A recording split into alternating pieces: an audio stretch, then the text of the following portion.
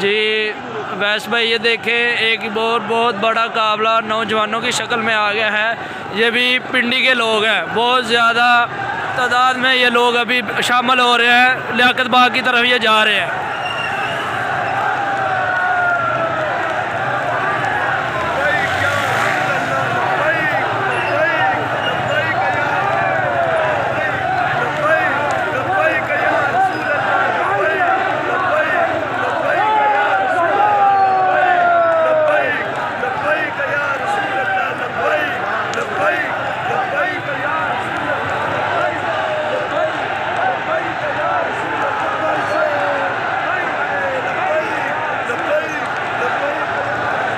देखो आवाम का समंदर।